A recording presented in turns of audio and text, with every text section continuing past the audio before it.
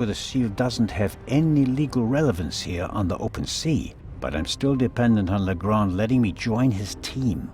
I better not blow it by breaking his seal without permission.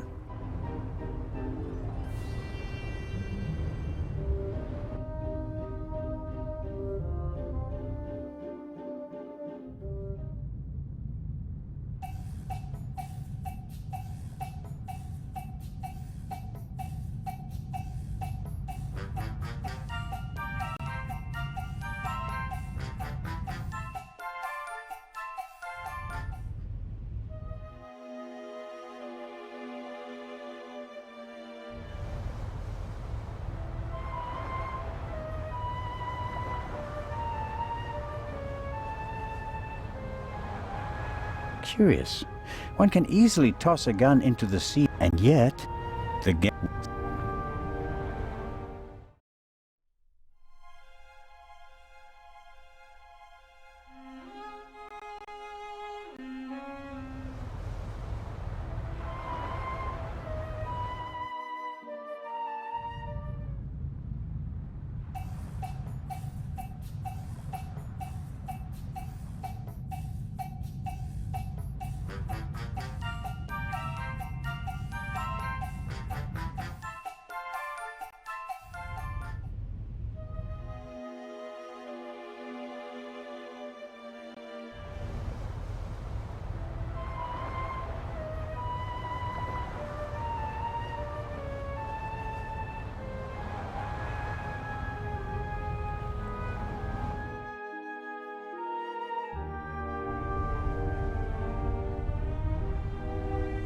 Constable Oliver brought something to drink. You can tell it's not the first time he's had to guard something. The bottle should be full of water, unless the good constable happens to have a secret alcohol problem.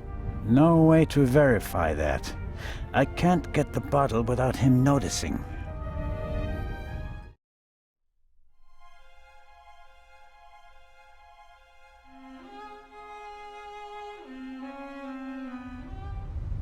The bottle should be full of water. No.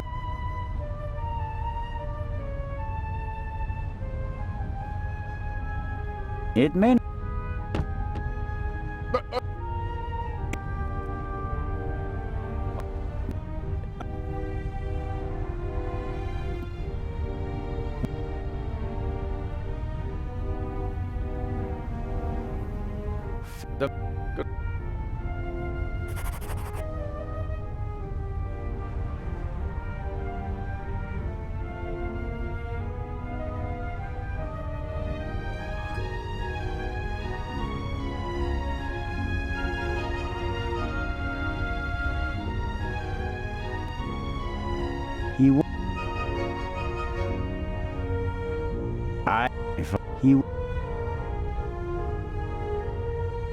I have to...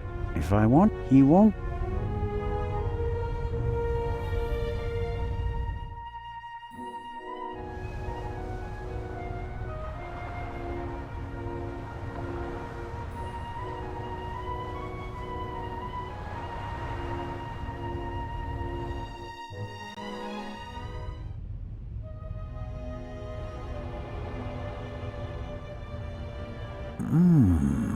I'm pretty sure, but I better ask Legrand for permission first.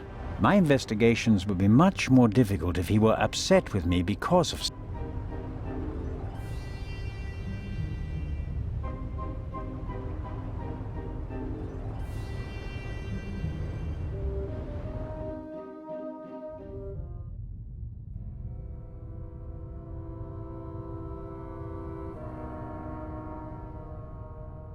An alarm like this one was set off yesterday.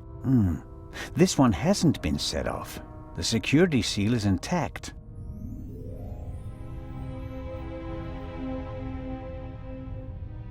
I'm not paying for this trip, and that's a fair price for my cabin. It's rather... plain, shall we say.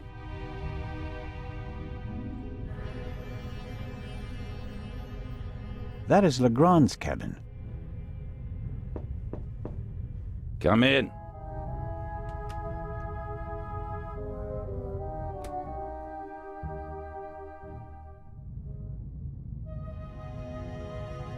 Ah, Zellner. Are you ready? Good morning, Inspector Legrand. My head is pounding, but I think I'm okay. Chloral hydrate. Hmm? That's why you have a headache. I found traces of it in your champagne glass. What have you found out so far? The Baroness was shot in the chest at close range. We heard the shot. The murderer quickly fled the cabin and dropped the murder weapon over the railing later. A simple story so far. But why was her cabin door locked? Exactly. If the murderer wanted to make it seem like a suicide, he'd have shot her in the head and left the gun at the crime scene. And if it was murder, why did he go to all the trouble of locking the door from inside? And how did he manage that anyway? Especially since we arrived just a few seconds later and didn't see anyone near the cabin. Something doesn't make sense here. No, it doesn't, and it's driving me crazy. Did you find the murder weapon? On the gangway on the side of the ship. I suspect the murderer tried to drop it into the sea. He would have stood close to the railing to let it fall unseen. And since he doesn't know the ship, he had bad luck and dropped it right onto the gangway. Indeed. And do you find that probable? Not a bit. Neither do I.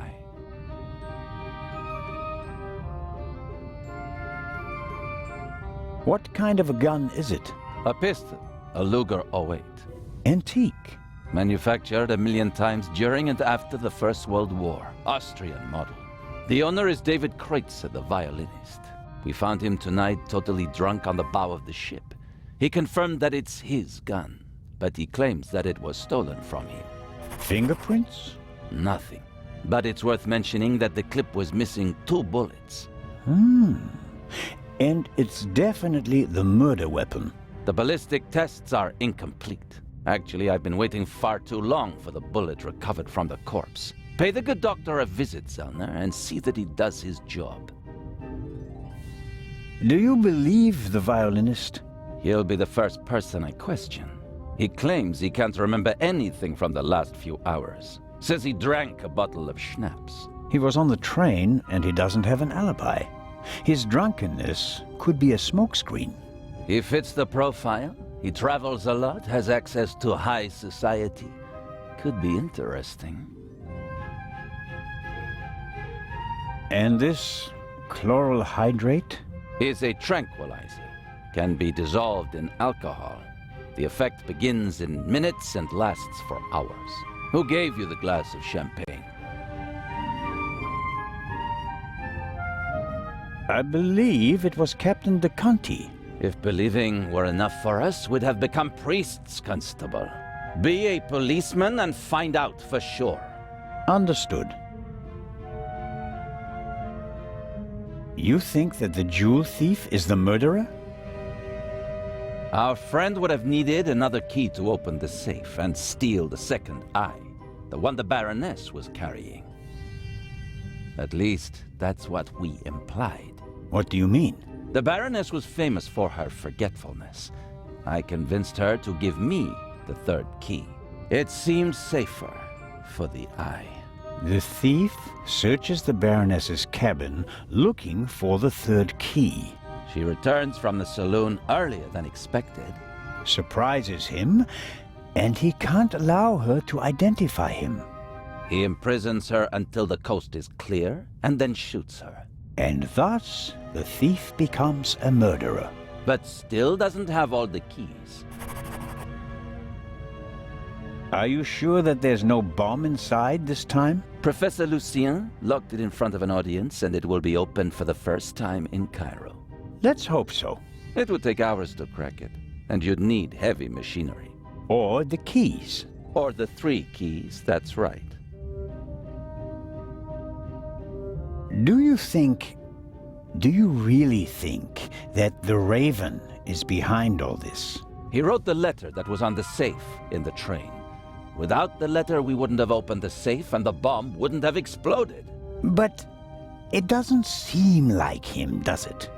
The Raven was famous in part because he never hurt anyone, much less killed anyone, during a burglary. It's his handwriting, and he called me Nico. No one else does that.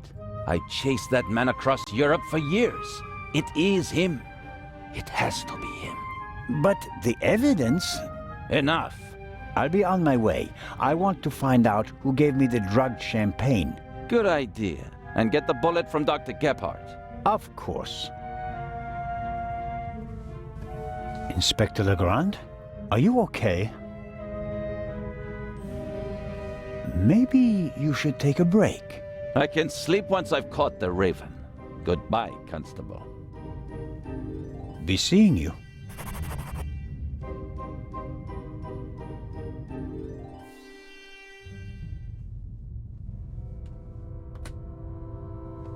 Legrand is risking not just his career, but his health as well on his hunt for the Raven. He's working like a demon.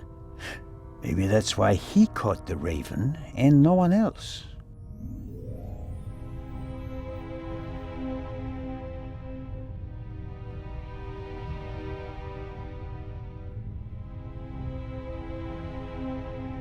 An evacuation plan?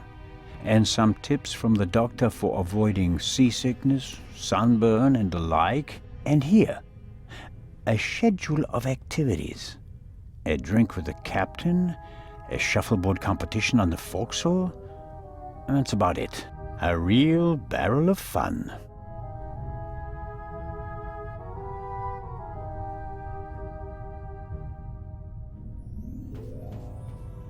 Come in.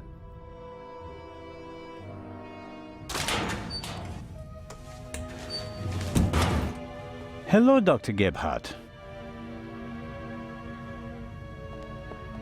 And there's the next one. Excuse me? You want something else from me, don't you? I'm afraid I do. What a first day at work. Well, What's the result of your examination of the victim? she's dead. I didn't make you work all night long, Dr. Gebhardt. She was shot. Point-blank shot. Probably with a pistol. It seems like she was lying in bed. The shot struck her hard. She died immediately. One shot? More were unnecessary. And we only heard one shot, no? And there's just one entrance wound. Just one. I am told that I was drugged. That's how it seems. What can you tell me about it? Me? Why should that be my business? Haven't you analyzed the glass? No, I haven't. The inspector said he's the better chemist. I let him do it. That way I could at least concentrate on the body. Do you think the Baroness might have been drugged? She was very tired and unsteady when Legrand and I saw her. Yeah, I heard about that. I must have just missed her in the saloon. And without having seen her myself, it is hard to make a diagnosis. Of course. Can you say something about her general health? She was quite overweight, and the butler said that she suffered from diabetes. Despite that, she hadn't visited a doctor for several years. Doesn't sound good. Happens more frequently than you might suppose. Some people are scared of doctors and pay with an early death. It is possible that the Baroness wouldn't have lived much longer anyway. Do you know whose glass I drank from? What do you mean? Captain de Conti handed me a glass of champagne. But where did he get it?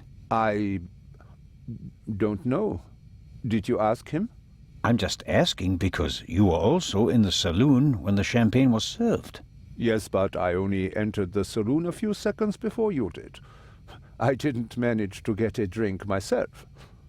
Which, in retrospect, is lucky. Ah, you're right about that. Have you already removed the bullet? Did Legrand send you? What is that Frenchman's problem? I already told you. I will get in touch as soon as I have it. That is also what I told the constable, who he kept sending all night long, once I finally got rid of Legrand himself. Did he look over your shoulder? He probably wanted to take the scalpel from my hand and hack away himself. But this is my surgery, and I will not let amateurs interfere with my work. That's understandable. How much longer will it take? I have just finished. Send my regards to His Majesty. Thanks. I think that's it for now. No. That is it for now, then, and later. I am going to lie down for a few hours. Can you tell that to your boss? But...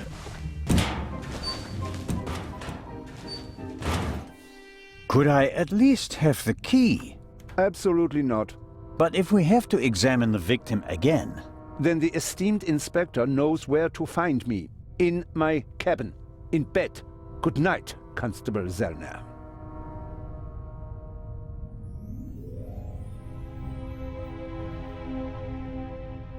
No, I've slept enough.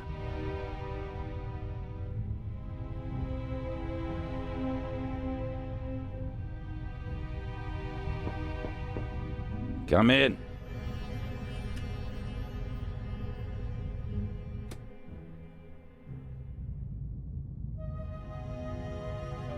Constable?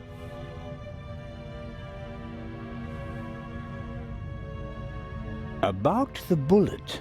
Here it is. Excellent. Give it to me. As I suspected, a 7.65 Parabellum Luger. Don't you want to examine it in more detail? When I have time. For now, though, we can assume that we have the murder weapon. There can't be too many antique Luger 08 pistols on board. May I take a look at the Baroness's cabin? We already searched it thoroughly. Sure. But what about now, by daylight? Yes, fine, it can't hurt. Here, take this with you. Thanks. I'll let you know if I find anything important. But only then, please. I'm very busy. Of course. About the tranquilizer. Do you know how you wound up with the glass? Not yet. Then you should stop wasting my time and get back to work. About the... Do you know? Not... Then you... I'll be in touch if I uncover more... Very well.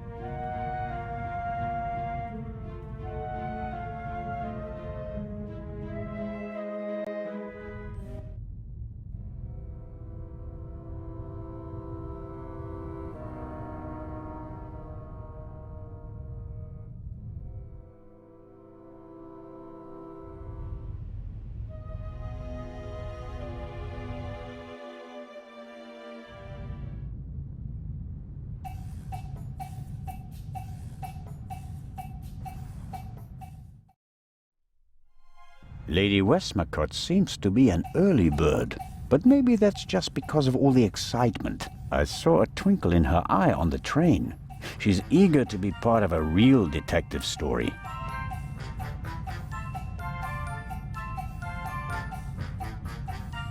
Captain DeConti is sitting at the bar again. He gave me the glass of champagne last night. Hello, Captain DeConti. Hey, Constable Zellner. You're back on your feet again. Glad to see it. What was your experience of last night? Oh, terrible. Dinner was fantastic. Everyone was excited about having a pleasant drink under the stars. And then this. You were in the saloon all night long. As the captain, I have to care for my passengers. After you and the others rushed out, I tried to maintain a festive atmosphere. But when the alarm goes off, I lose the battle. How was the Baroness? She really surprised me. After she was so unapproachable at the reception and didn't show her face for the entire afternoon, I was afraid she was one of the bores and bourgeoisie. But then she arrived in the early evening in the best of moods. Already had a few, if you know what I mean. Did she say anything to you? She asked me where Legrand's cabin was. I told her, then invited her to come for drinks in the evening. I said it would be great fun. The whole ship will be there, and you don't want to miss that, I told her. And then? She seemed to like the idea. She smiled, and then left again for a few minutes. Then she came back and seemed very happy. We drank a toast to life. But at some point she didn't feel well anymore? She overdid it a bit. She suddenly started to swoon and almost spilled her drink. I asked her if she wanted to rest for a moment in her cabin. At first, she didn't want to. She definitely wanted to stay in the saloon. But then she realized that she really did need to lie down. We left together. You know the rest of the story.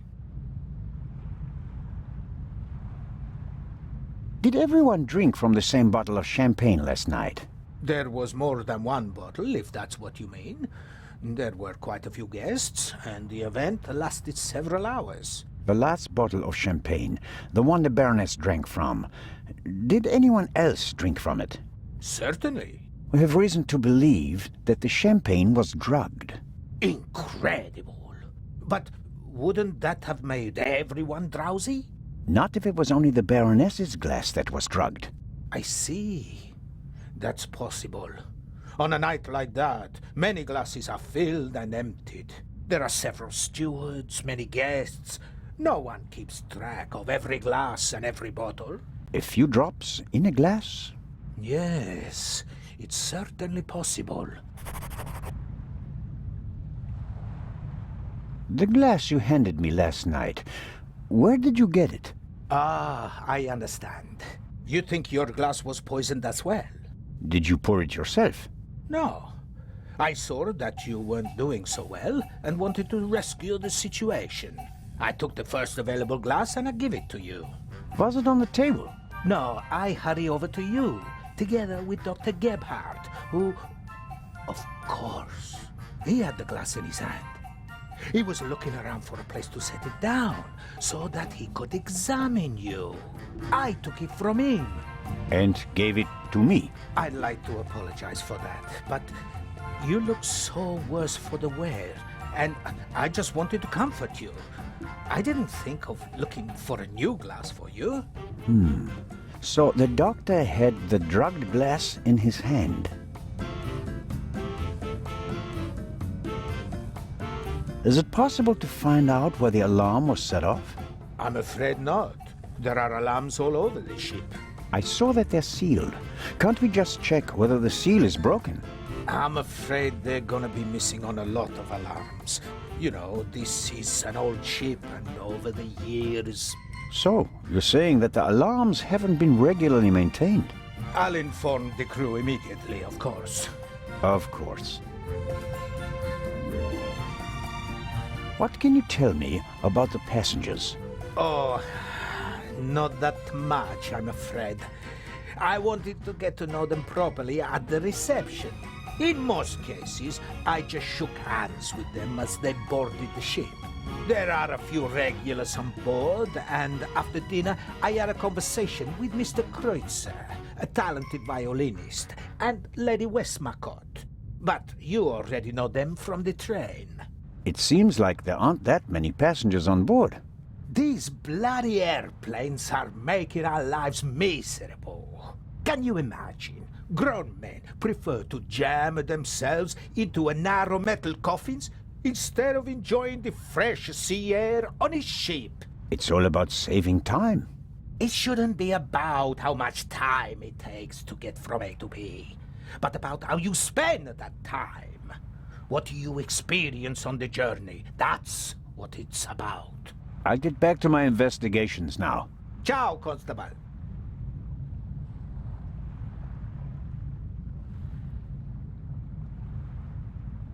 Lady Westmacott, already on your oh. Constable, don't you think before you speak? I'm sorry. I didn't mean to. No time for chit-chat. What have you found out? We're still working on the case. Actually, I have a couple of questions for you. Please, go ahead. What did you think of our adventure on the train? An extraordinary story, isn't it? I'm glad that you were able to prove yourself, Mr. Zellner. Hopefully not for the last time. I'm glad that everything ended well. I want to thank you sincerely for taking care of Matthew. I can't bear to think about something happening to him. It all worked out in the end.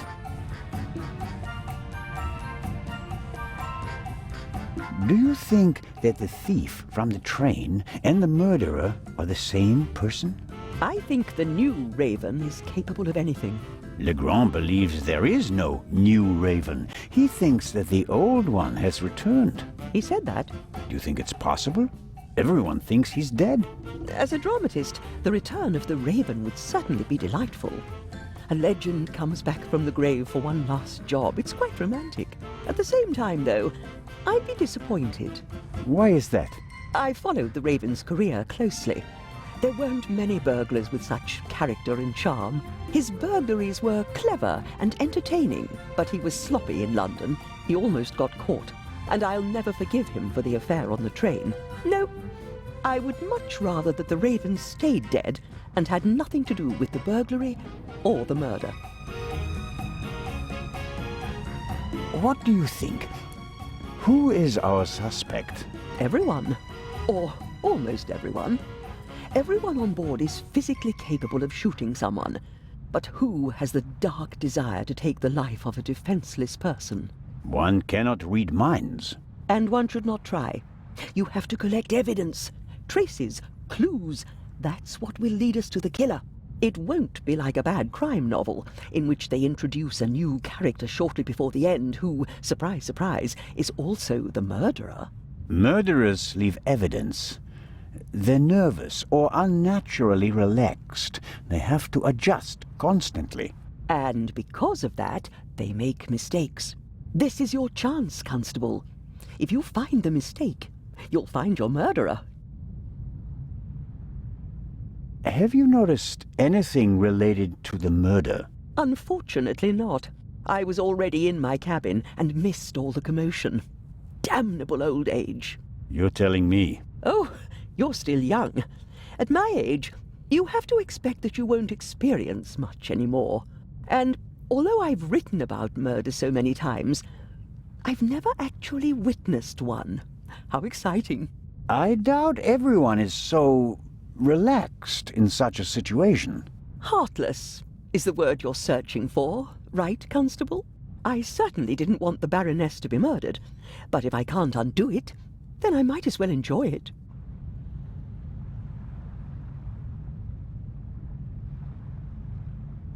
What do you think of Inspector Legrand? He seems to be as skilled as everyone says. Intelligent, focused. I had a chat with him yesterday, and he impressed me, but there's something haunted in his eyes. I don't think he ever really stopped hunting the Raven. Catching the Raven made him famous. What if he actually shot the wrong person? Unjustified fame bothers people, the good ones at least.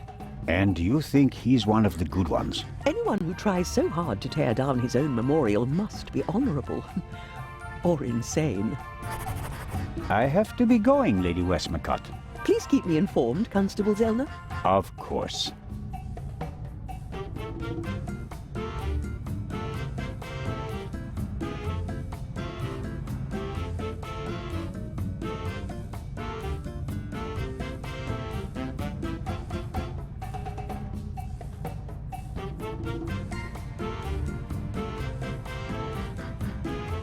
The alcoholic drinks and everything that goes with them is top-notch on this ship. Fresh ice and tongs. They could be useful.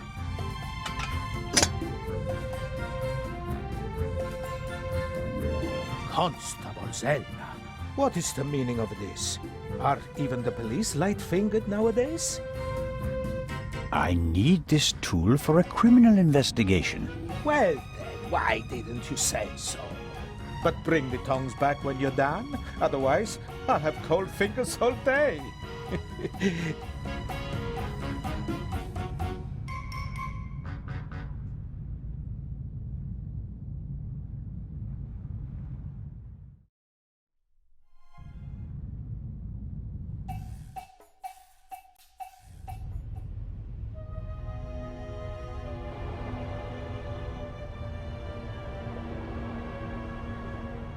This is the first murder scene I've ever set foot in.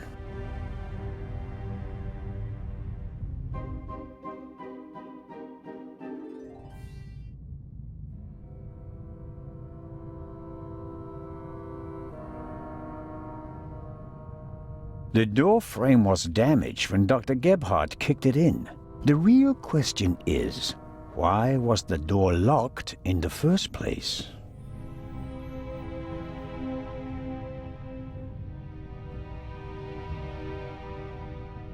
Another alarm. It was tripped at some point. The seal is broken. But there's no way of telling whether it happened yesterday or 5 years ago.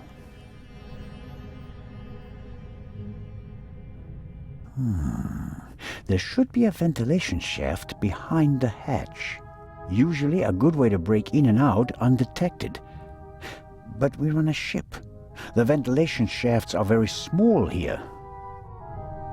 I can't say why, and it seems impossible. But something tells me that the murderer entered and left the cabin through the door. The only question is how.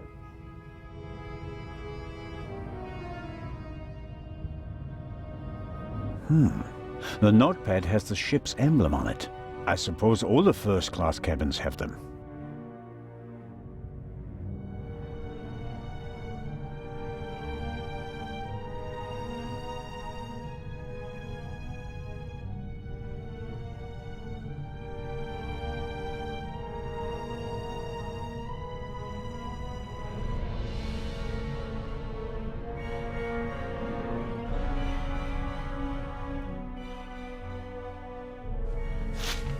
It says, Inspector, be in the saloon at 10 p.m. There is a murderer on board and I will expose him. B. The Baroness seems to have known the murderer. And that means that the Raven can't be the murderer. He never killed anybody. Legrand probably never got the message. Otherwise, he'd have said something. The mannequin surely came with the cabin. A mannequin for the Baroness's clothes would have a more generous figure. Sunflowers. By Van Gogh, I presume. He liked to paint that sort of thing. Can't be an original. They cost thousands of francs.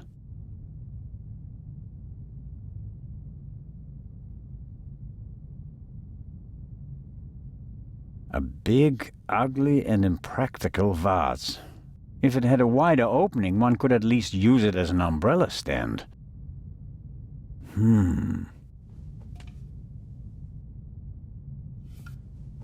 Can't see anything. Wow, heavier than it looks.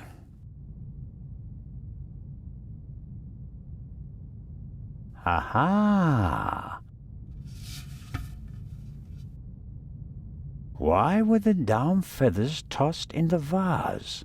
Or is there anything else in there? There may be something else in the vase, but the neck is too narrow to reach in with my hand. Could work. There's something in there. Ah.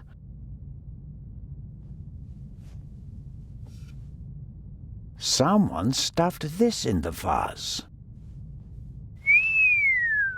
Looks like it's been used to muffle a gunshot. If this isn't an important discovery, I don't know what is. Legrand, here I come.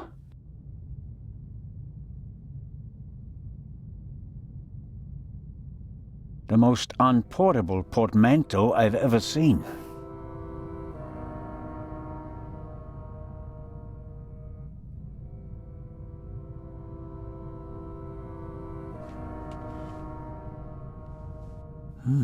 A tape recorder. Must go with the built-in speakers. Probably part of the cabin's furnishings.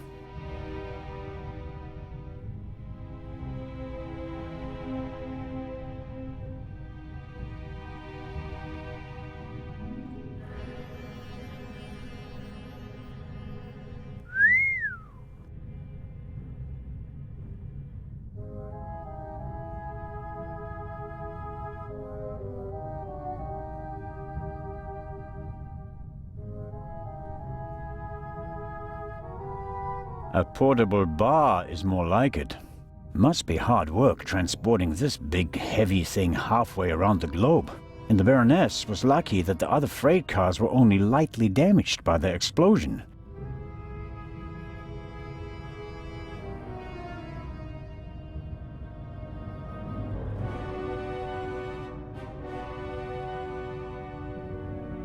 An impressive piece, but I don't think it'll get me anywhere with the murder investigations.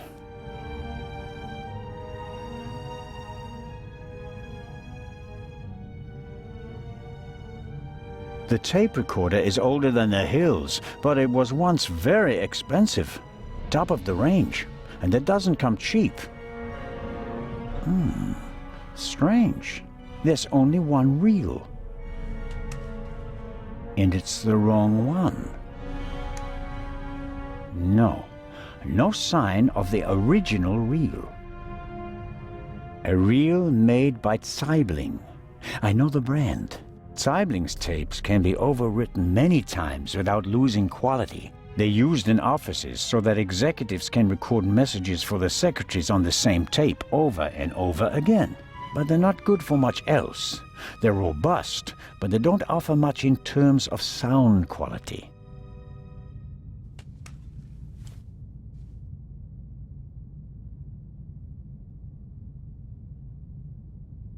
There's still blood on the mattress.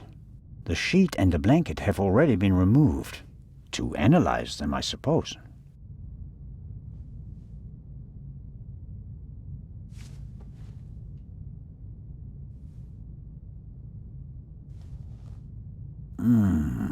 Nothing.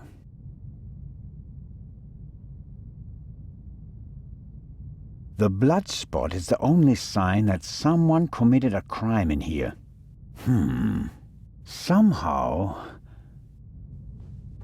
That's odd. The blood is so red. Shouldn't it gradually darken in the air? Turn brown?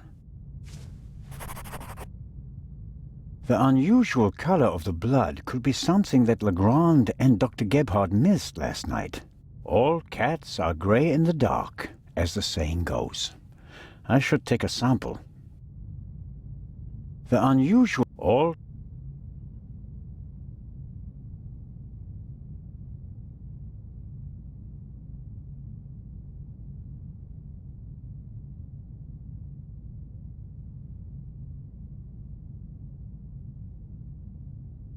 These little sachets contain the evidence we've collected. At least the evidence that fits in little sachets.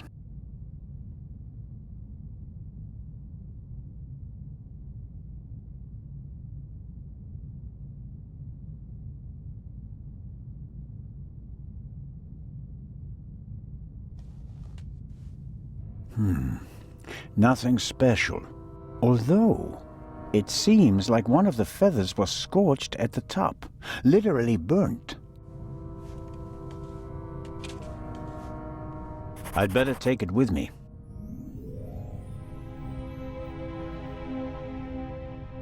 Something's under there. More feathers. And they're singed as well. I'll put them with the others.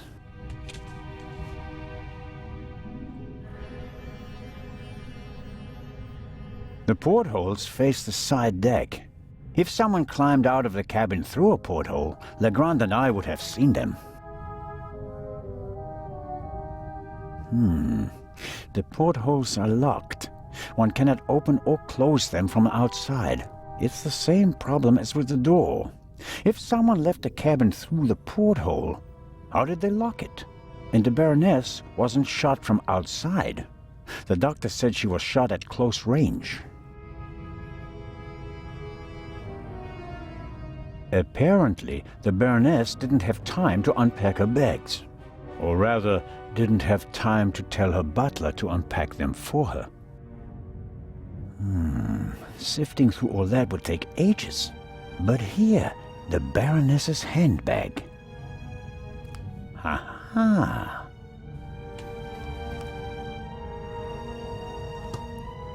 A small leather-bound book. 1964 is engraved on it. This must be the Baroness's diary. Let's see. Yes, it's a diary, all right. Difficult to read. No entry from yesterday. A brief, sober description of what she's done recently. Met Morris, arranged benefit concert for renovation of Louvre Southeastern Wing, Times photo shoot for Eye of Sphinx, BM, poor excuse for photographer, too fidgety, and so on.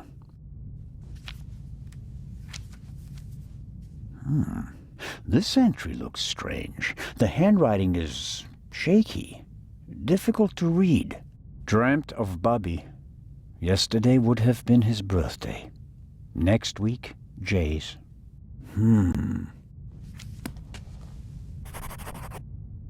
Baroness was a very busy woman, and it looks like she had to cope with loss. She writes about Bubby and Jay. Neither seem to be alive anymore. Almost every family lost loved ones in the war, maybe hers as well. I'll leave it there. I don't have time to read all of it. Cosmetics, a handkerchief, a spectacles case. Nothing special.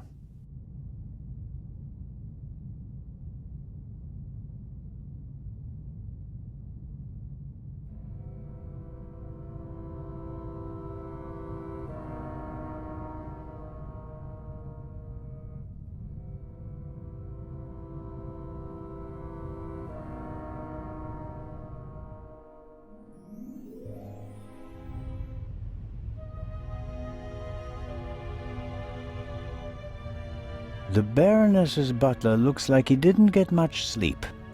I would describe his facial expression as worried. Hello, Mr. Inch. Oh, Constable, hello. You look the worse for wear. It must be terrible for you. Quite terrible. No one will hire me now. Excuse me? My mistress was murdered. Would you hire a butler who's been mixed up in a murder? But if it turns out that you're not guilty... If. But what if not? Who else would they blame? There are no gardeners on this ship. I understand your problem. Under these circumstances, I'm sure you'd answer some questions that could help clear your name, wouldn't you? Of course. Did you notice anything suspicious last night? No, sir. After the Baroness went to the saloon, I went to the forecastle. I was there until the alarm went off. I went to the side deck and arrived shortly after Professor Lucien and Miss Miller. We found you and Inspector Legrand there. You were unconscious, and the inspector asked us to take care of you. Did you hear the gunshot?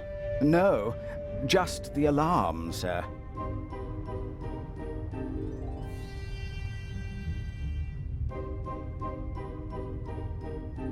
You said you were on the forecastle. It sounded like the Baroness let you have the rest of the night off. Not entirely, sir. One of the crew informed me that the Baroness wanted to be roused at 10:15. Right. Why was that? I suppose that she wanted to toast the success of the journey with the captain and the other passengers. She hadn't intended to take a nap, then? That was not her way, sir. She had a lot of spirit, shall we say, when it came to social engagements and a glass or two of champagne. The Baroness's cabin seems to have been ransacked. Indeed, sir, by the Baroness herself. Really? She was searching for something the entire afternoon. And did she find it? I think she did, sir, yes. She was in high spirits when she finally left her cabin. You wouldn't happen to know what she was looking for, would you? I'm afraid not.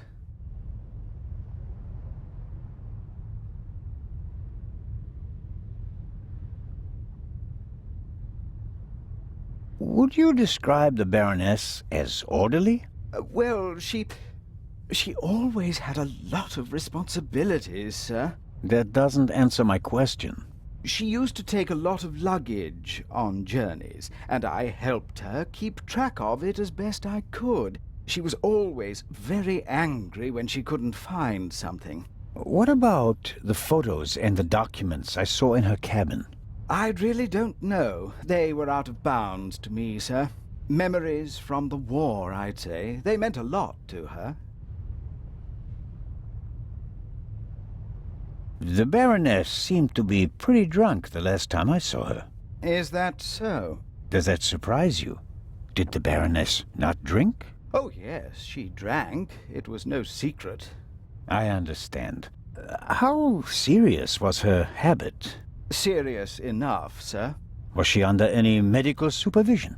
Certainly not, sir. She adamantly refused to see a doctor. Like so many elderly women, she had a distinct aversion to hospitals and the like. How long had you worked for the Baroness? 6 months, sir. Only 6 months. I always thought that butlers stayed with their employers for decades. Those decades have to start at some point, Constable. Her former butler wasn't able to fulfill his duties any longer. Gout, sir. I understand. I took on his duties and hoped for a secure position for the next 20 years. May I ask what happened to your arm? A souvenir from the war, sir. Doesn't it hinder your work? Yes, sir, obviously. I didn't mean to offend you. The Baroness had a soft spot for disabled veterans. I think she'd been through a lot herself. I think that's all for now. Please, sir, find the murderer. You have to clear me of all suspicion.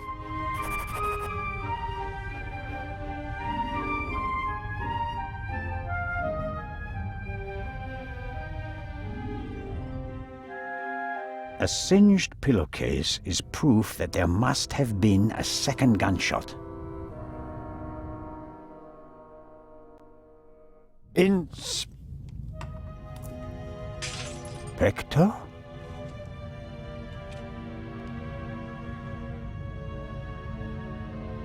Can't you knock? I didn't realize. I'm not getting anywhere. I'm going to question each passenger individually. Anyone without an airtight alibi will be checked for gunshot residue. But, Inspector... People trip up when you put pressure on them, Constable Zellner. The Raven is nervous. He's changed his methodology and become a murderer.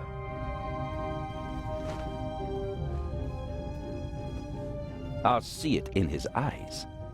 After you. But, Inspector Legrand...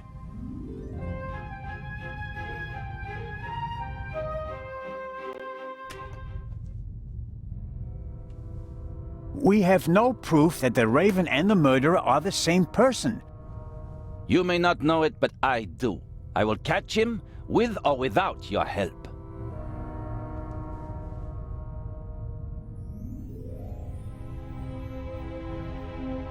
I don't believe it. What's gotten into him? Ah, well, it makes no sense to tell him about my theories if his opinion is already set. I need evidence. Or better yet, the murderer.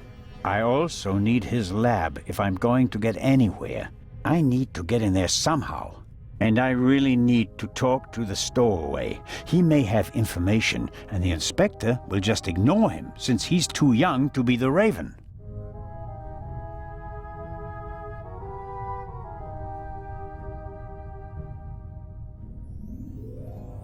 Legrand locked the door.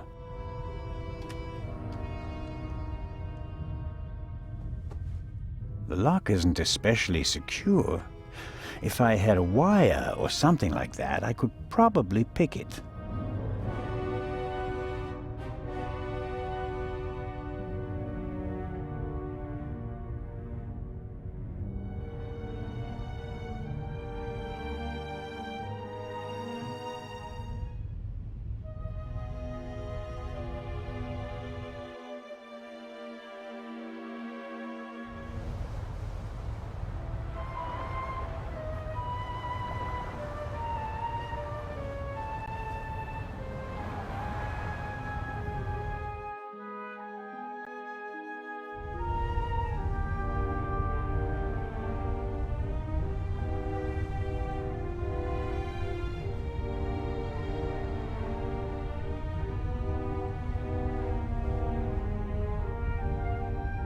Salty sea air in my old lungs, wind in my thinning hair.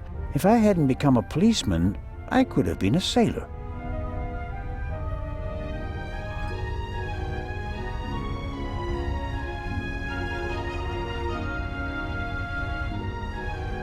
Miss Miller and the professor are talking intensely.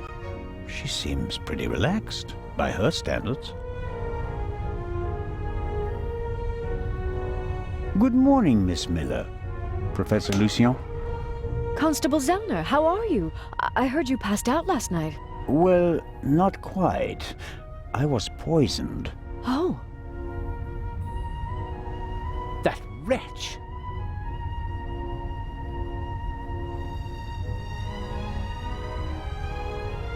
Who do you mean by that wretch? That stowaway. That new raven. The young man can't be the murderer. Constable Oliver had already apprehended him when the shot was fired. You mean... Whoever killed the Baroness is still on the loose. I think I should take my leave. I'd like to rest for a while. One last question, Professor.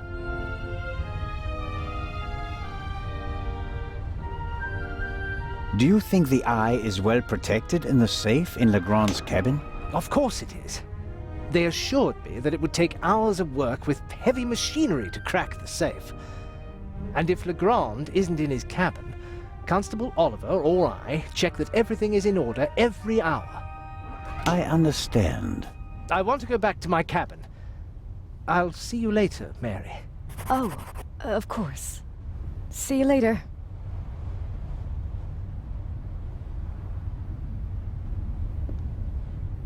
I didn't want to interrupt your conversation with Professor Lucien so abruptly.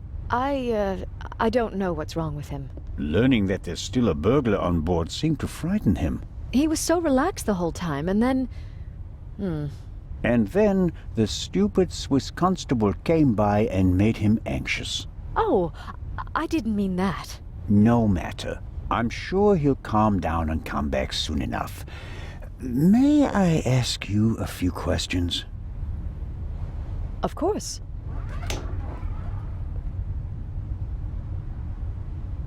How is Matt? He seems happy enough.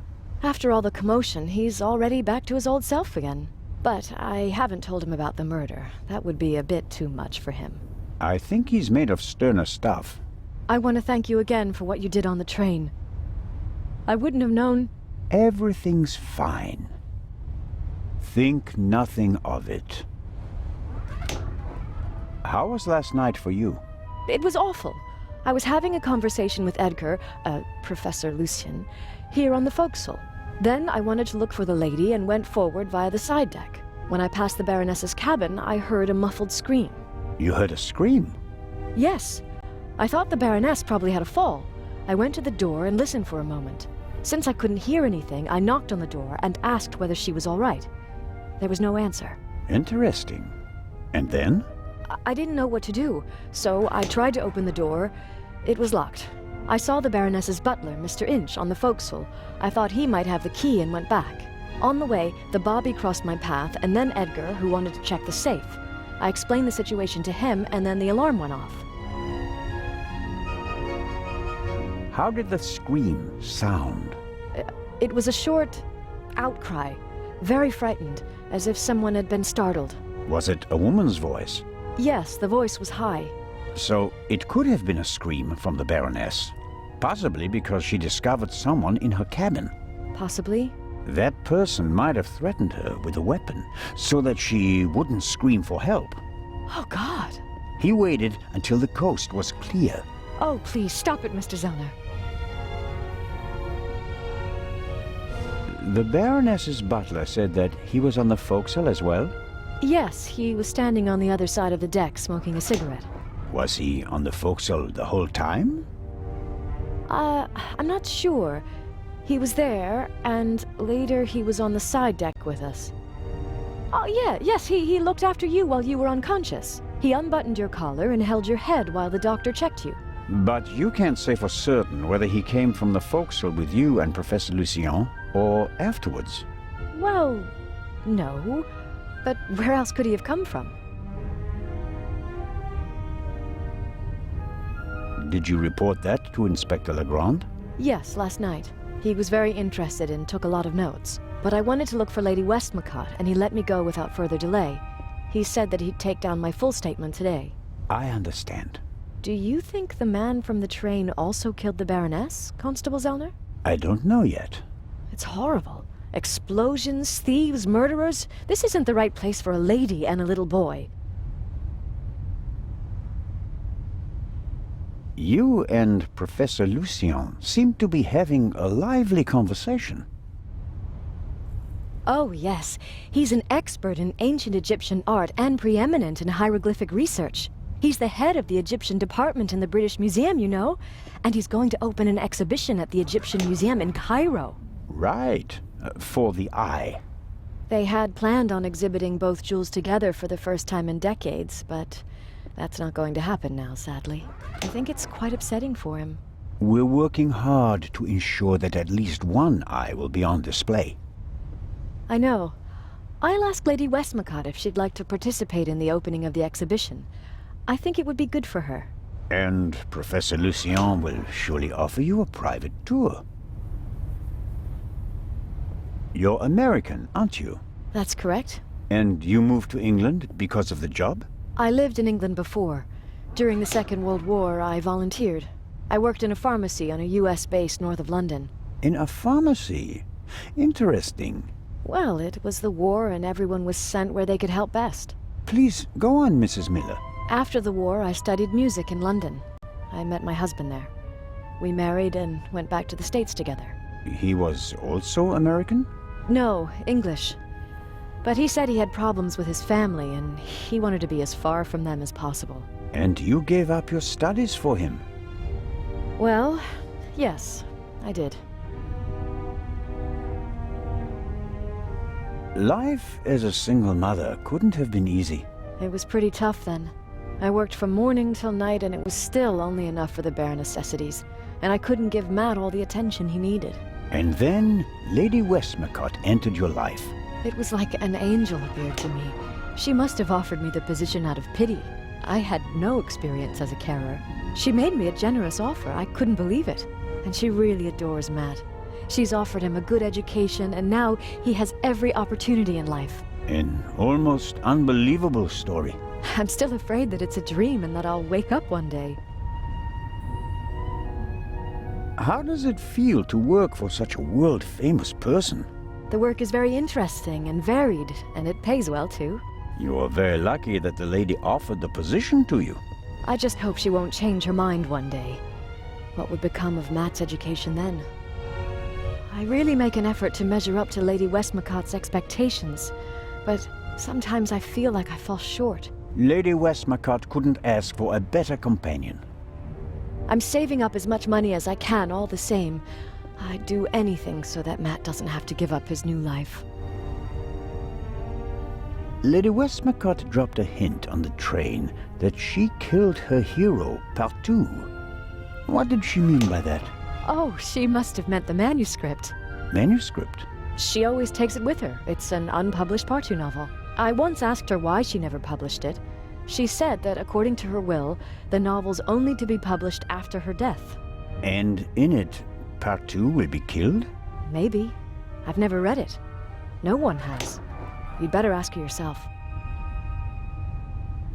If you worked in a pharmacy, you would certainly know something about medicines and poisons. Everything is a potential poison, Constable. It depends on the dose.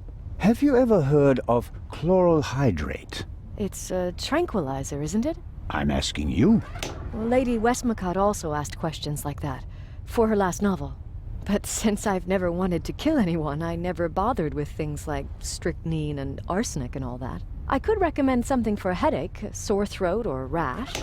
That's kind of you, but there's really no need. I'll be seeing you, Miss Miller. Constable?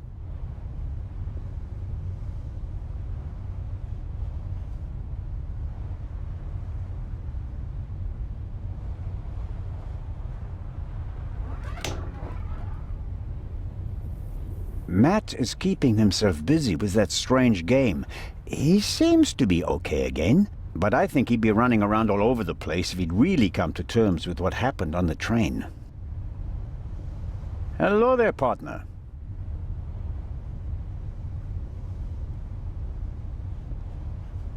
Hi. Are you all right? Uh-huh.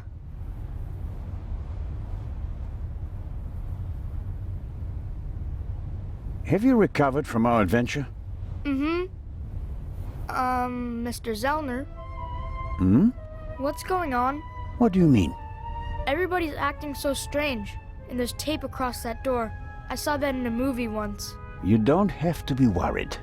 Is it about the man from the train? It might be about the thief, yes. Haven't you caught him yet? I'm working on it. Okay. I heard you and your mom used to argue a lot. We did. Everything was bad. The house, school, the other kids. We didn't have much money, and I was always alone. You do know that your mother would love to have been with you, don't you? She had to go out to work to earn money. She wouldn't have had to, if Dad were still around. And how do you get along with her now? I'm always happy when we do something together on vacation. She has more time for me now, and I like my boarding school. I have lots of friends, and the teachers aren't so bad.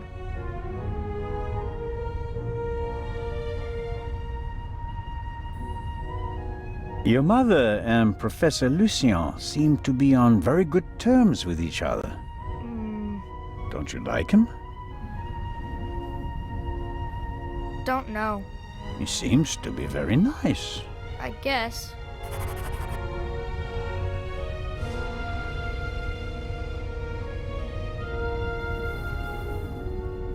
Lady Westmacott is all by herself in the saloon. Maybe you'd like to visit her later. Sure. The lady tells exciting stories. I know. She's my favorite writer. She told me that it's not much fun to write detective novels. She'd rather write something else, but her fans always want the same thing. They made her rich and famous. I told her to write what she wants to write. If it's good, someone will buy it. And if not, at least she had fun writing it. Then she smiled and nodded. She said it was a good idea.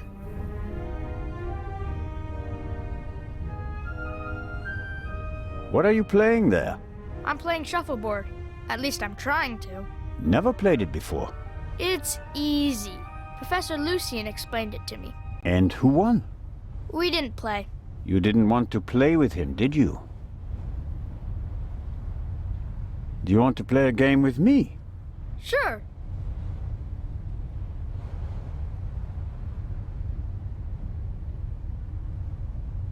Then let's get started. Oh, yeah. What are we playing for? I thought we'd just play for fun. That's boring. We have to bet something. Otherwise, it isn't fun. You English people. So I'll bet my brand new slingshot. And you? I don't want to gamble. How about ice cream in Cairo? Okay. If I win, I get the slingshot. If I lose, I get an ice cream in Cairo. Hey! Never try to cheat Matt Miller. So, what do you say? Ice cream versus slingshot? All right. Let the games begin.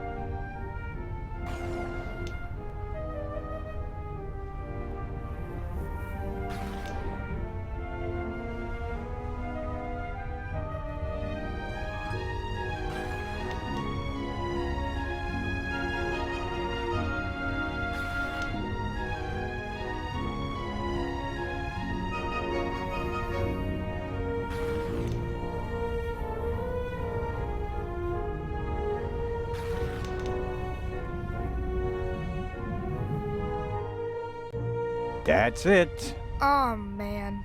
The athlete wins the day. One more time. No, that's enough for me. All right. Here, Are you sure? gambling debts are debts of honor. I'll give it back to you when I don't need it anymore, okay? Okay, but make sure my mom doesn't catch you with it. She thinks it's dangerous.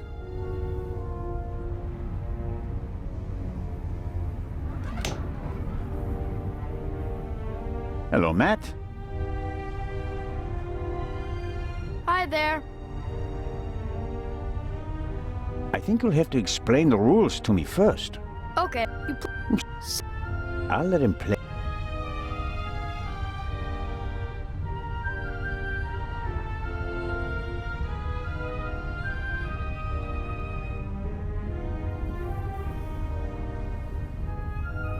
Ahem.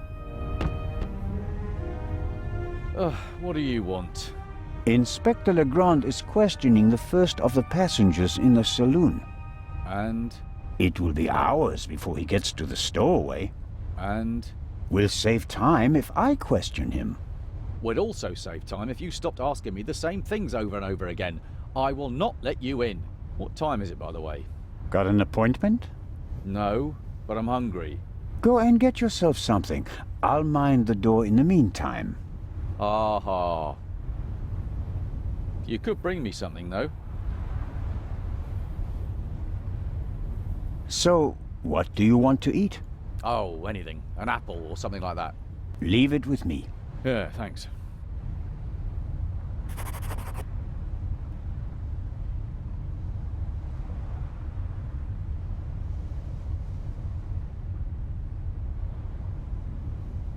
The bottle should be full of water, unless the good constable happens to have a secret alcohol problem.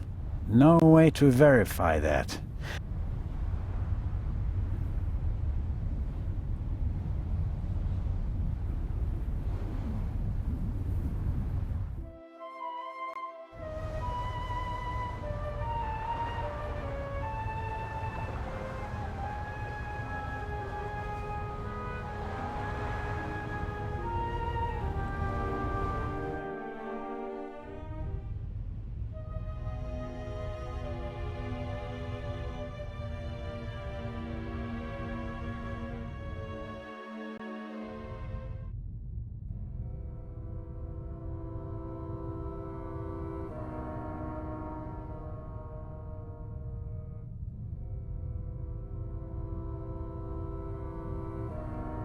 Aha!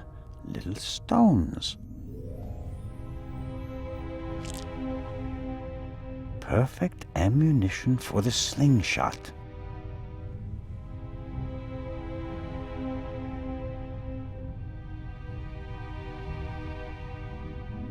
A model of the Lydia before it was rebuilt. It used to be a freighter. The wide hallways, the cabins, and the saloon were added later.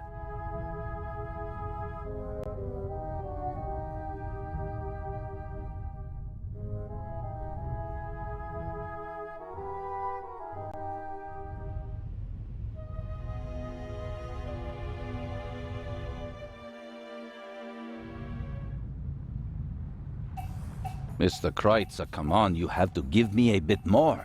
You're the only one who was on the train and who has no alibi for last night. As I said, I was in my cabin. Are you sure that it was your cabin and not the Baroness's? Legrand will question the guests, one after another. But if he doesn't get the answers that he wants to hear, it could become unpleasant for them.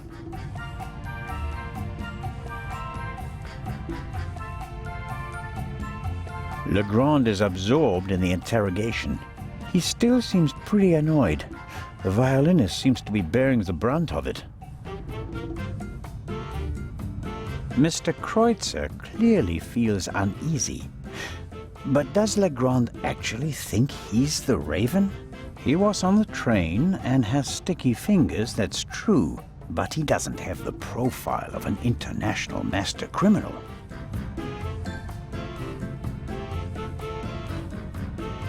Mr. Kreutzer, but he does.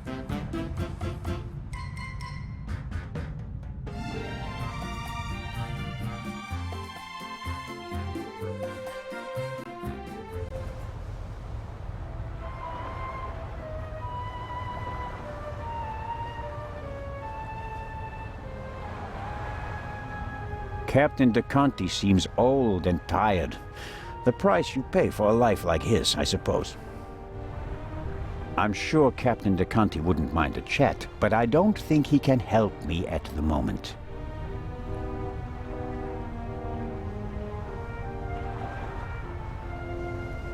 Miss Mayers seems to have found an opportunity to do nothing.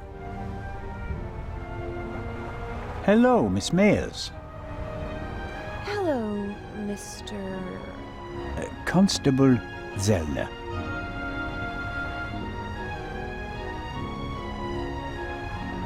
Do you think it's appropriate to go sunbathing in a situation like this? What situation? A woman was murdered last night. If refusing to sunbathe could bring the dead back to life, I'd go back to my cabin immediately. Did you hear or see anything suspicious last night? No, I didn't feel very well last night. I went to bed early. So, you're feeling better this morning? Thanks for asking. I'm sure your parents are truly sorry that they can't be with you at this difficult time. Maybe. But I'm not a little girl anymore. And thinking about my fiancé keeps me going. You're engaged? Yes. My boyfriend and I got engaged right before the trip. I want to surprise my parents, especially my dad. I'm sure he'll be very surprised. But what will you do if your father doesn't agree to the engagement? What choice does he have when he put me on this boat full of thieves and murderers in the first place? Charming. Enjoy the sun, Miss Mayers, and don't let us disturb you. If you're trying to make me feel guilty, Constable, it's not working.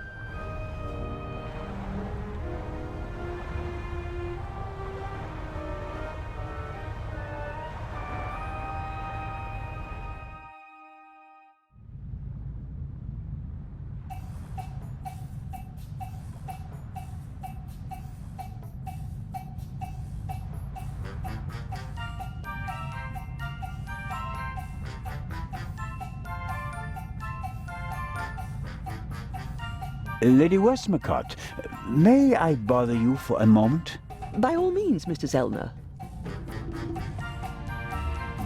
Did Miss Miller cope with all the excitement? I think so. But what happened on the train was quite a shock for her. She wouldn't be able to go on if something happened to Matthew. She's worried about him. He's all she has. It breaks her heart that he lives at a boarding school and can't always be with her. But she sets her wishes and needs aside so that he can get a good education. That's her way.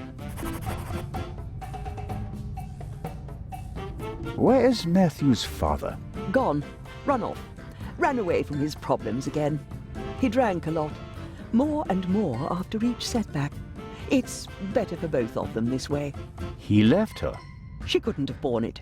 She loved him and wanted to stick by him.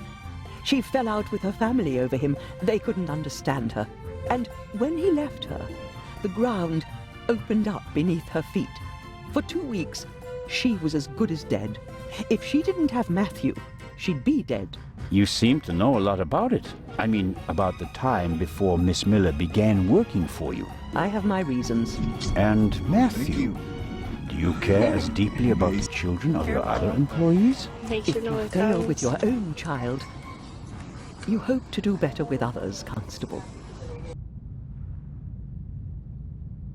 And the idea to send Matt to a boarding school was mine. Matthew idolized his father and blamed his mother for the fact that he wasn't around anymore. I was afraid the situation would escalate if he had to live on a country estate alone with his mother and some old people. I think I was right. He quickly made friends at boarding school. He's popular, well-liked, a real athlete according to his teachers. And his relationship with his mother has improved as well. He's headed in the right direction. Miss Miller told me that you have a valuable manuscript with you. That is correct. An unpublished Part 2 novel. The manuscript must be worth a fortune. Oh, it's not just any Part 2 novel. I wrote it 20 years ago, but it will only be published after my death. It's Part 2's last case. Maurice Part 2 dies. You're going to kill him off? I already have. And I enjoyed it. Madam, I was so sick of writing one partoon novel after another. I was keen to stick a knife in his guts. And so, 20 years ago, I did. Of course, I didn't want to disappoint my fans, so I let him solve case after case. But at least I was certain that he'd never escape me, that in the end, I would get him. I understand. Let's just hope that this novel remains unpublished for many more years. How is the questioning going? Are you implying that I'm an eavesdropper? The inspector is placing a lot of pressure on our dear Mr. Kreutzer. He's the only one who was on the train and who doesn't have an alibi for last night. Perhaps. But him? A murderer? I know people like him. He doesn't have enough backbone to kill someone in cold blood and remain so calm. He'd turn it into a drama and then a farce, drink himself insensible, and then, railing at fate, pitch himself into the sea. Forget him. Legrand is wasting his time. Mr. Kreutzer just happens to be a perfect fit for the inspector's image of the Raven. Athletic, cultured, moves among the rich and famous. I'll eat his violin if he's the Raven or the murderer. I have to be going, Lady Westmacott. Please keep me informed, Constable Zellner. Of course.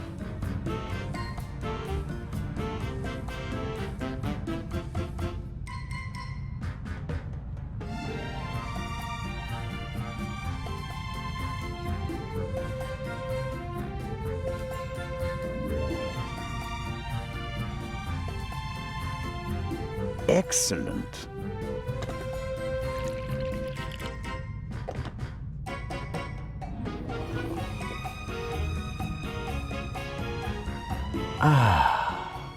That's just what I needed.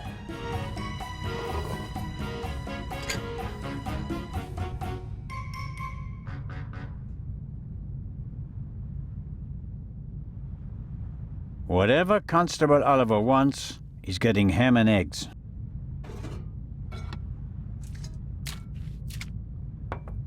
And just a pinch of salt for our friendly constable. Good.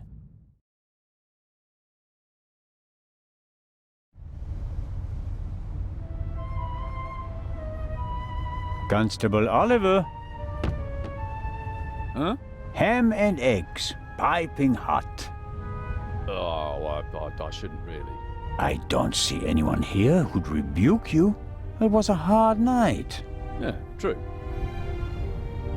Oh, delicious.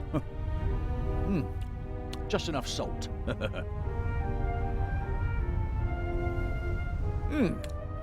Oh, that was good of you. Cheers. You don't expect me to wash your dirty dishes as well, do you? Oh, of course not, Your Majesty. Oh, that was a proper meal and no mistake.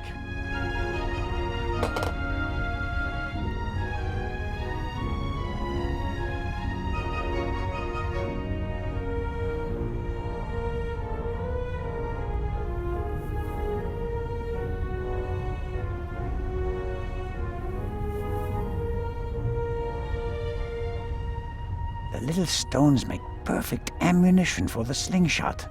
Now I just need a suitable target.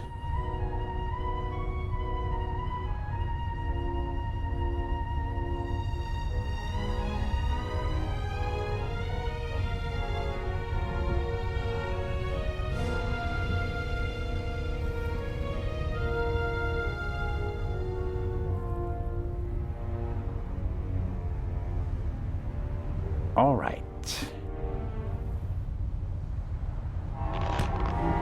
Ow! Ow! Ow! Ow! Ah! Hey, Zelda, what in blazes was that? What?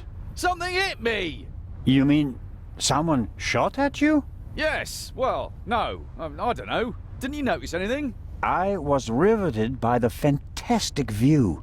We Swiss aren't used to seeing the horizon like this.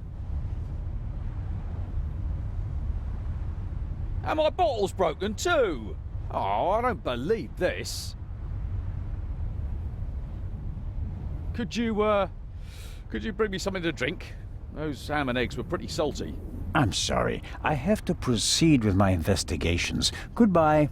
Let's see how long he can resist his thirst.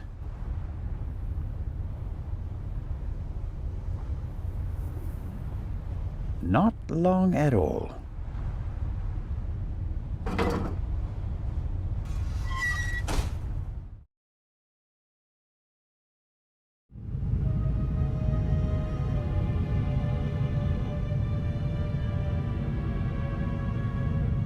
Nervous? I would be too in your position.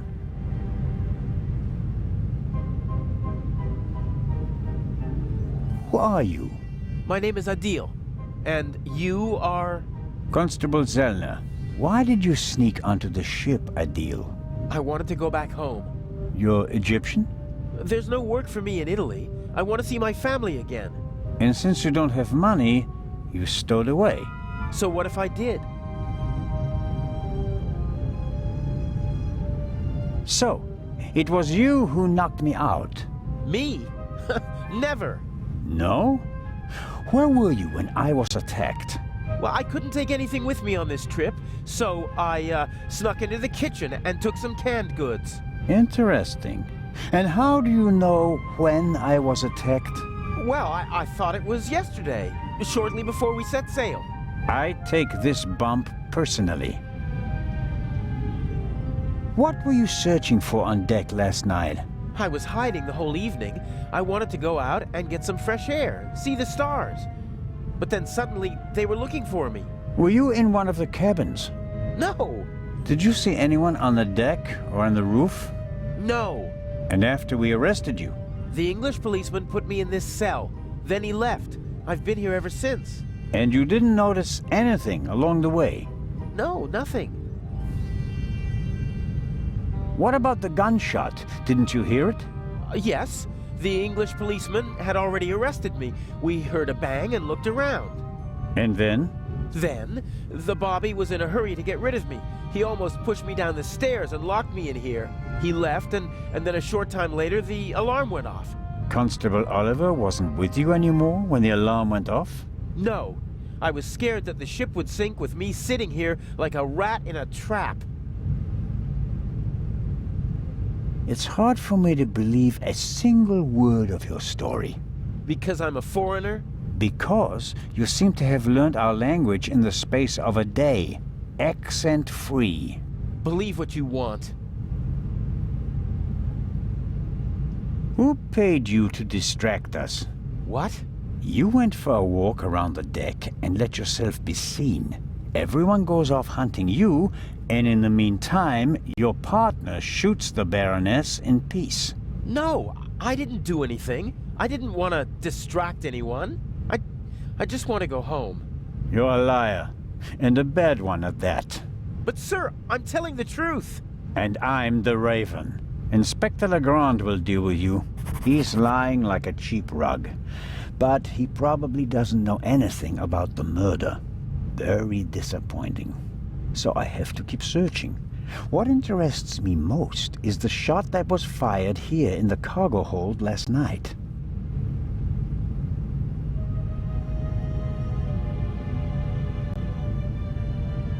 The cargo hold also seems to serve as a changing room for the crew, at least for the ones who don't wear white uniforms.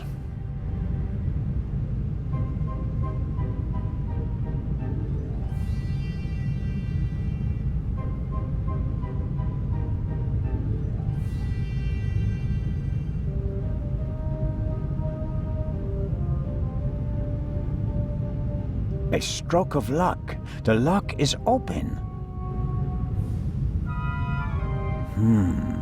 Oil-stained overalls. And here, an old toolbox.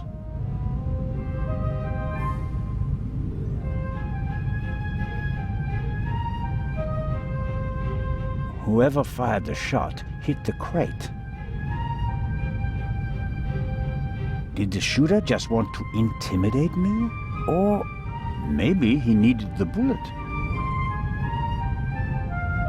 Can't see anything. If the bullet is still stuck in the wood, It's too deep to reach with my fingers.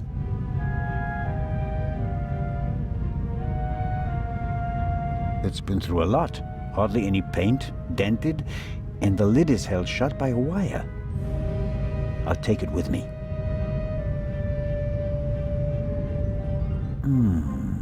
Some wrenches, a bit of wire wool, an oily cloth, and here, a screwdriver.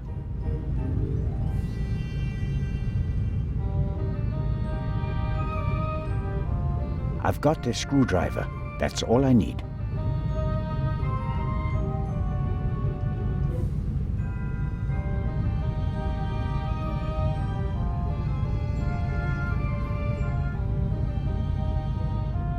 Well, I think the bullet is still in the wood.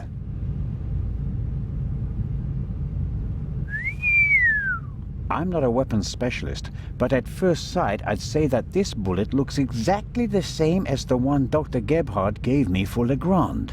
That would mean that the murderer also fired a shot here in the cargo hold before the murder. But why?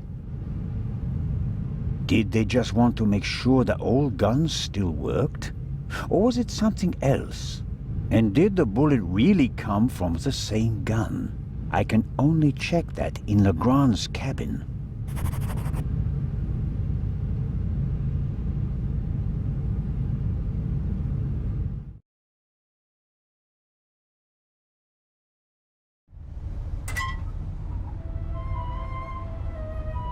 That takes the biscuit.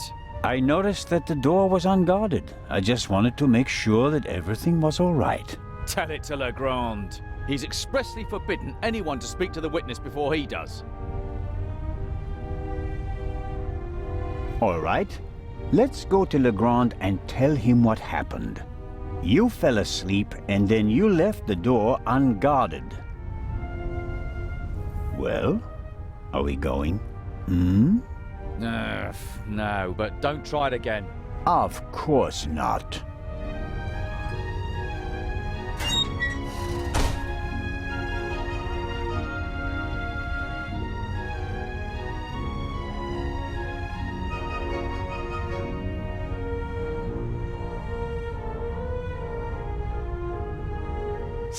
Matt. What? Here's your slingshot back. Really? Thanks. You're welcome. But you should put Constable Oliver on the list of people who'd better not see it. I understand. Don't worry, I'll be careful. Good man.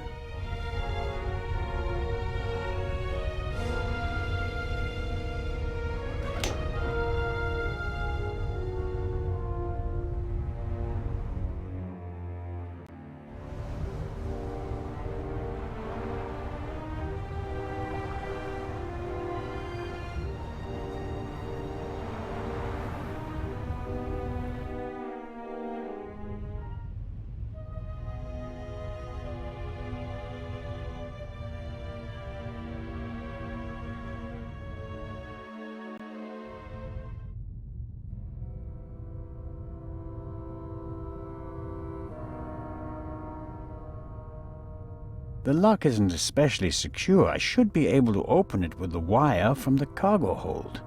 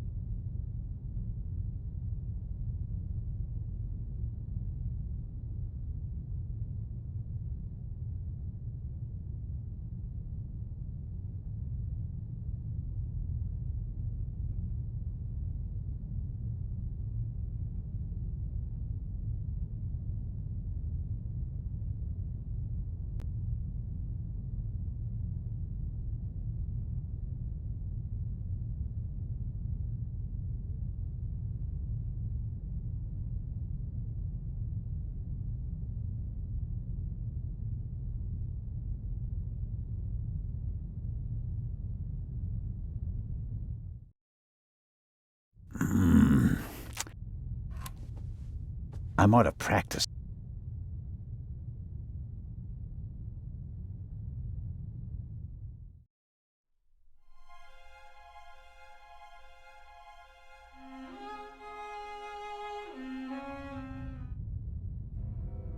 The lock isn't especially...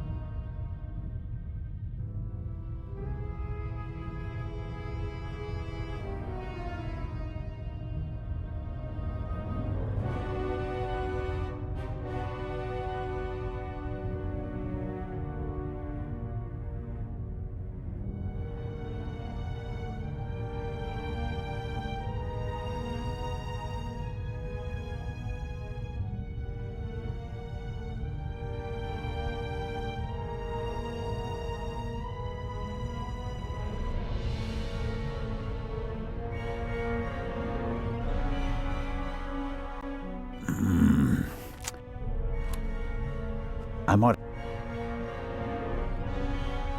The lock isn't especially...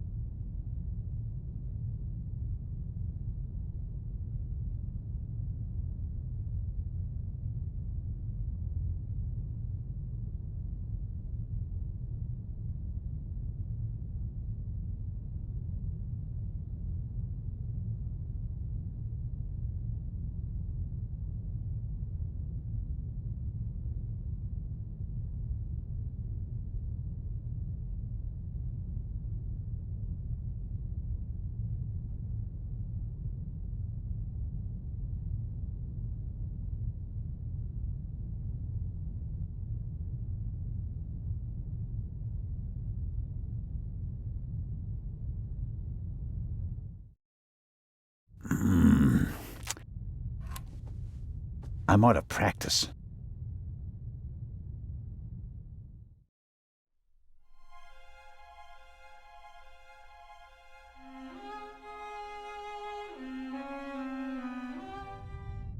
The lock isn't especially secure.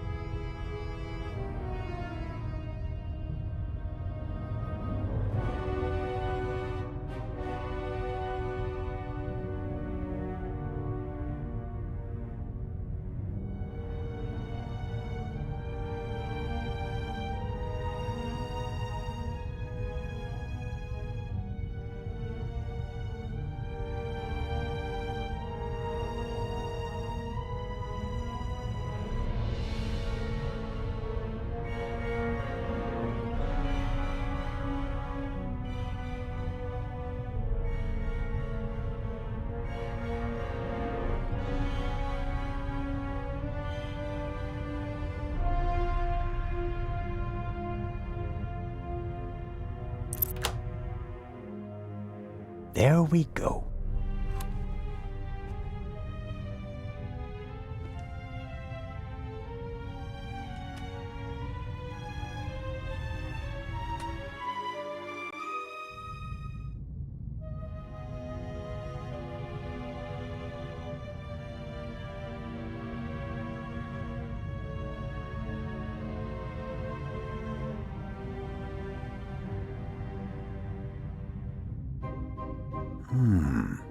There's nothing written on the bottle.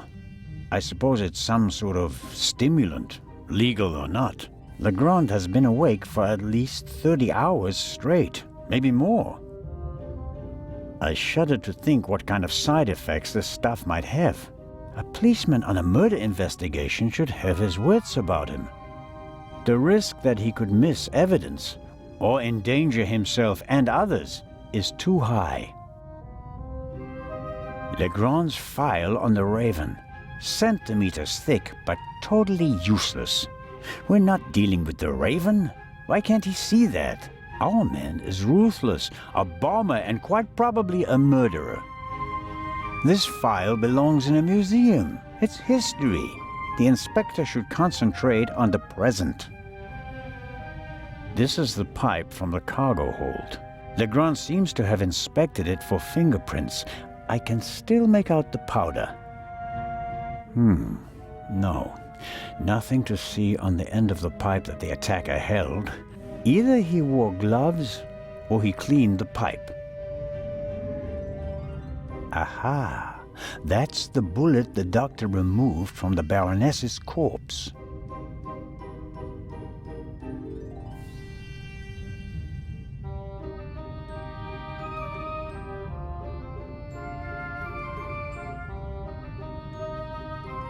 A microscope.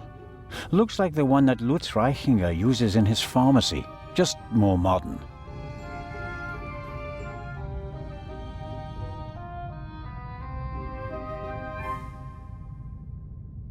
Legrand must have taken them yesterday at the crime scene. Yes, that's how we found her yesterday. I think. I wasn't really myself at the time. No. Nothing suspicious.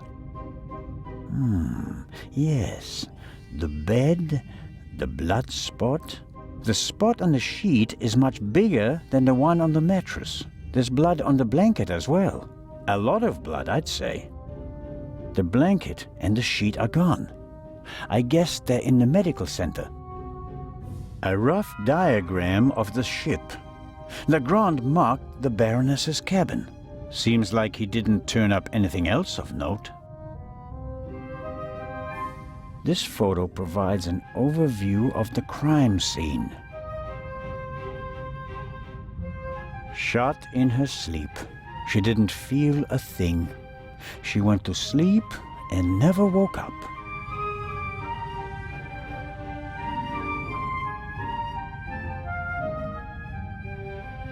Another alarm. It was tripped at some point, but there's no way to determine when. Smells like chemicals. Legrand probably developed the photos in here.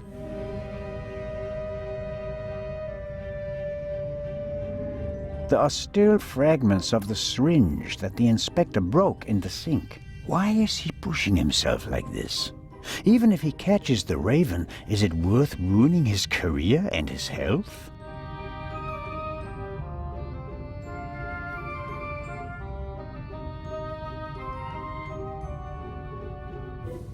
Legrand must have taken and developed the photos himself. He even made copies and enlargements. He seems to be prepared for everything, with access to more resources than a normal detective.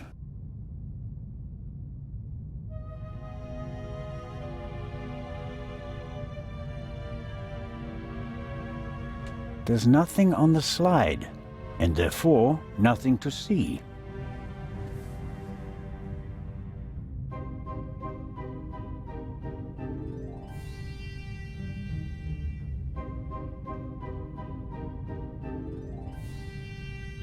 Okay.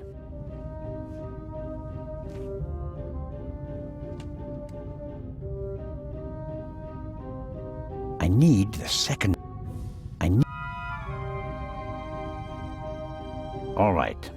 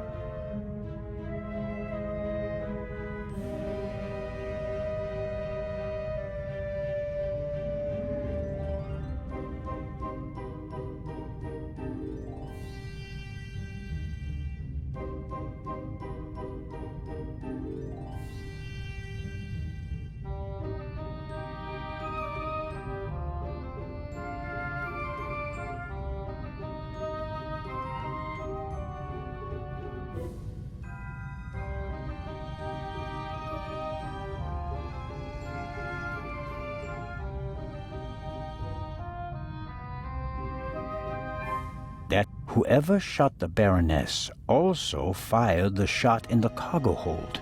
What could that mean?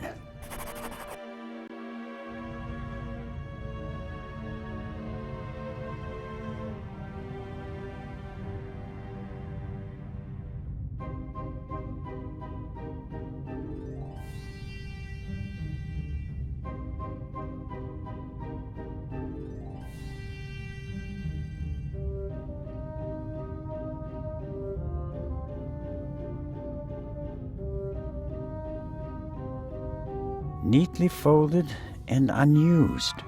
Legrand hasn't slept since we cast off, nor on the train.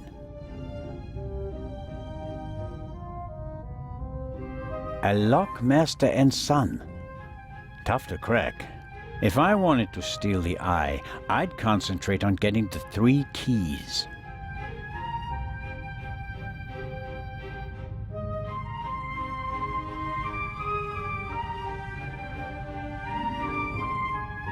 A masterpiece. Forensic teams use kits like these, placing increasing importance on the preservation of evidence. But not in Switzerland yet. It's a small lab used to conduct simple analysis on site. All right, what have we got here? Half of the tools in this box will be interesting for an archaeologist as well. Actually, forensics and archaeology are really quite similar to each other. The goal is to find out what happened, whether a few hours ago or a few centuries ago. I'm sure Legrand could work magic in this alchemist lab. Me, I'm just awestruck. What's this? Oh, how practical. A hermetically sealed cotton swab for collecting samples. I'll take it. Good Lord. Good Lord. A small glass bowl for mixing chemicals. For forensics in the woods or the open country, I suppose. No use on a ship. Fingerprints are overrated. Smart thieves wear gloves, or they make sure that there are too many fingerprints at the crime scene to check them all.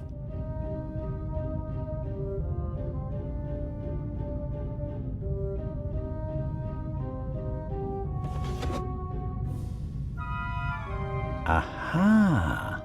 This is some kind of inventory list. For each chemical, it lists the chemical composition and a short comment on how to use it. And here's a list of the most important procedures. Fingerprints, gunshot residue, blood. I don't have to analyze the pillow and feathers to determine whether there's gunshot residue. I can smell it. And I don't have any other clues at the moment.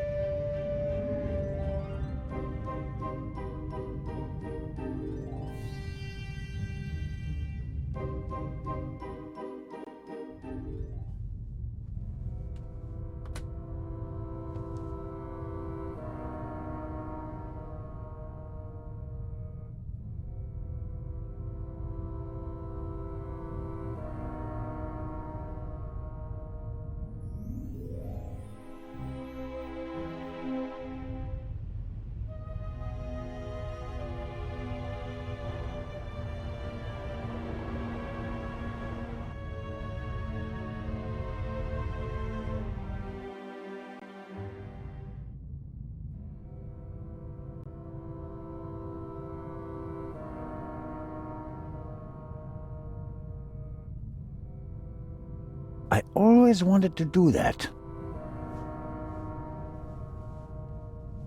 That should be enough.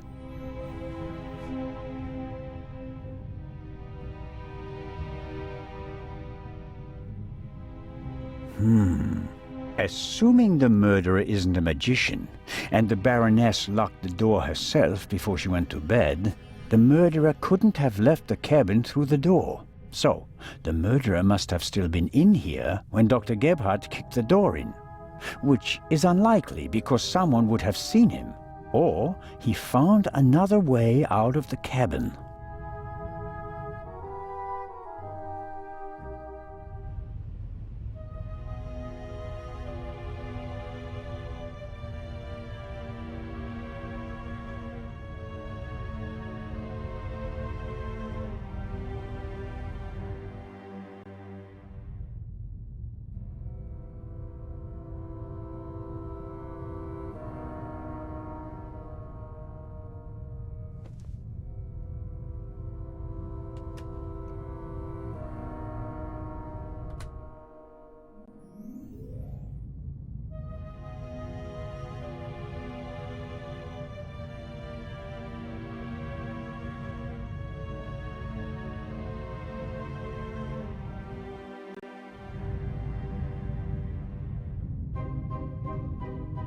Wasn't there something about blood samples? Fingerprints, gunshot residue, blood. Well, it explains how to confirm that something is blood. That's a start. You have to mix luminol and a hydrogen peroxide solution and then drip or spray the mixture on the blood. The solution turns blue and glows even if there's just a very small amount of blood. Okay then, luminol and hydrogen peroxide. Aha! Luminol!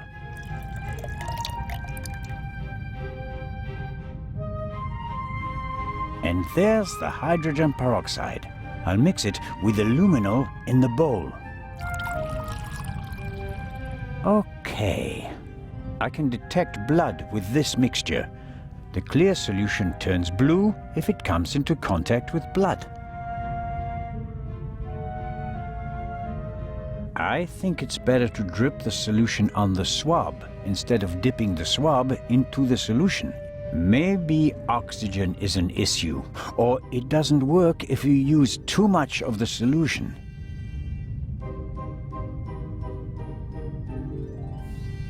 Okay, I'm filling the pipette and putting it down very carefully.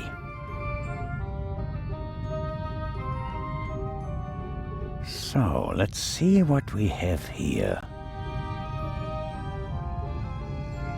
No blood. Not the slightest reaction. If I didn't make a mistake, and it wasn't that difficult, then the spot on the Baroness's bed isn't really blood. But if it isn't blood, what is it? And more importantly, why didn't Dr. Gebhardt notice anything? He was supposed to have examined everything. I'd say it's time to visit the medical center.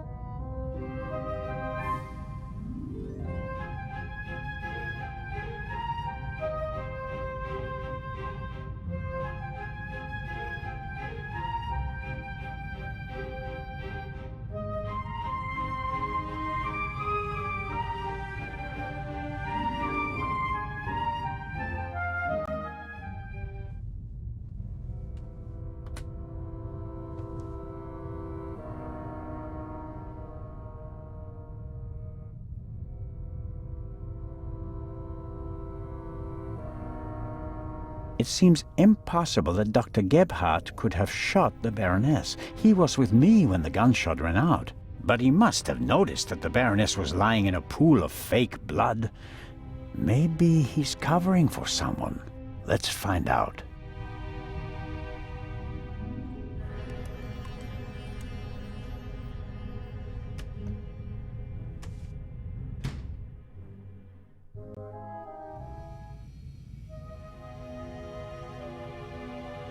It's probably for emergencies, in case a passenger falls down and can't walk anymore.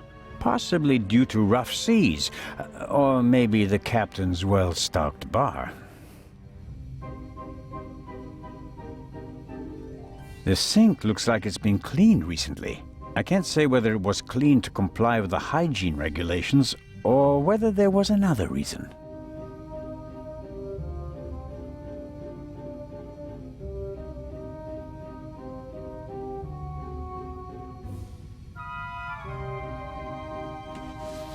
Interesting. A tape on a reel. The reel belongs to a much better player, like the one from the Baroness's cabin. I can't be certain that this is the reel that was missing from the Baroness's cabin, but it seems quite likely.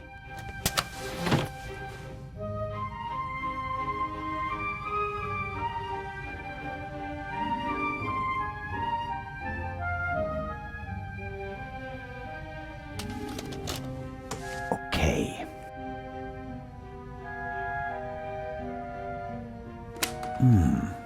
Nothing. Strange. There.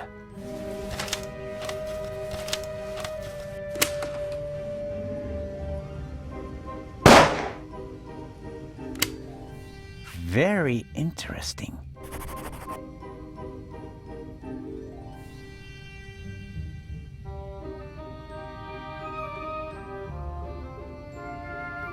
I guess the trash bin is in here. Right. Paper towels, plastic packaging, cartons, and... hold on.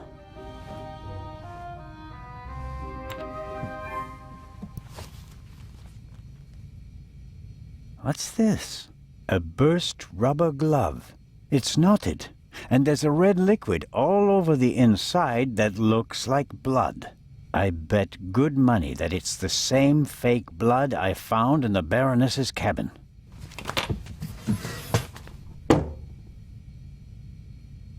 Dr. Gebhardt will have trouble explaining how rubber gloves full of fake blood got into his trash bin. First, the fake blood he missed in the Baroness's cabin, and now this. It doesn't look good for you, Doctor.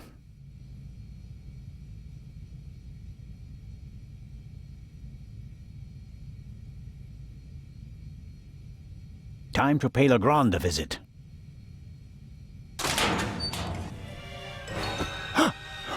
No!